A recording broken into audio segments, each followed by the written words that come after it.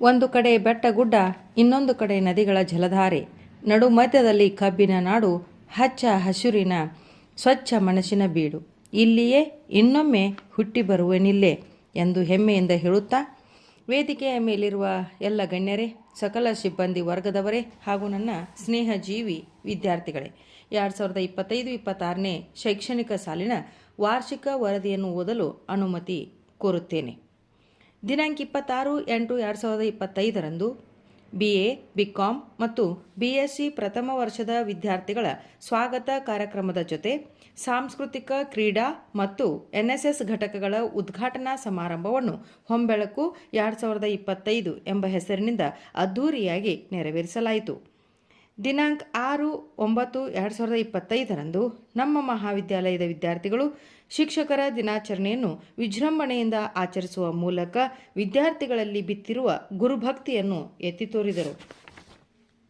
ದಿನಾಂಕ 15/9/2025ರಂದು ರಾಣಿ ಚೆನ್ನಮ್ಮ ವಿಶ್ವವಿದ್ಯಾಲಯ, ದೀನ್ ದಯಾಳ್ ಉಪಾಧ್ಯಾಯ ಅಧ್ಯಯನ ಪೀಠ ಹಾಗೂ ನಮ್ಮ ಮಹಾವಿದ್ಯಾಲಯದ ಸಹಯೋಗದಲ್ಲಿ ಭರತ ವರ್ಷದ 3 ವೀರ ವನಿತೆಯರು ಎಂಬ ವಿಷಯದ ಮೇಲೆ ವಿಶೇಷ ಕಾರ್ಯಕ್ರಮವನ್ನು ಶ್ರೀ BG ಪಾಟೀಲ್ ಸಂಪನ್ಮೂಲ ವ್ಯಕ್ತಿಗಳ ಮೂಲಕ ನೆರವೇರಿಸಲಾಯಿತು.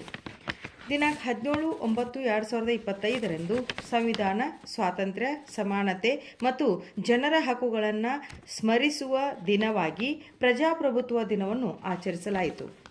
ದಿನಾಂಕ 22/9/2025ರಂದು ಆಯುರ್ವೇದ ದಿನವನ್ನು ಉಪನ್ಯಾಸಕದ ಮೂಲಕ ನೆರವೇರಿಸಲಾಯಿತು. ಈ ಮೂಲಕ ಭಾರತದ ಅಮೂಲ್ಯ ಪರಂಪರೆಯಾದ ಆಯುರ್ವೇದದ ಜ್ಞಾನವನ್ನು ತಿಳಿಸಲಾಯಿತು.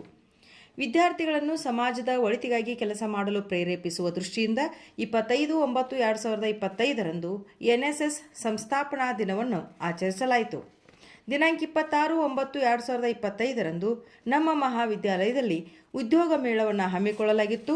52ಕ್ಕೂ ಹೆಚ್ಚು ಪ್ರತಿಷ್ಠಿತ ಕಂಪನಿಗಳು ಪಾಲ್ಗೊಂಡು ಆ ಮೂಲಕ ಹಲವಾರು ವಿದ್ಯಾರ್ಥಿಗಳು ಆಯ್ಕೆಯಾಗಿ ತಮ್ಮ ಭವಿಷ್ಯವನ್ನು ನಿರ್ಮಿಸಿಕೊಂಡರು ಎಂದು ತಿಳಿಸುವುದಕ್ಕೆ ಹೆಮ್ಮೆ ಅನಿಸುತ್ತದೆ. ದಿನಾಂಕ 4/10/2025ರಂದು ಒಂದು ದಿನದ ಶೈಕ್ಷಣಿಕ ಪ್ರವಾಸವನ್ನು ಕೈಗೊಳ್ಳಲಾಯಿತು.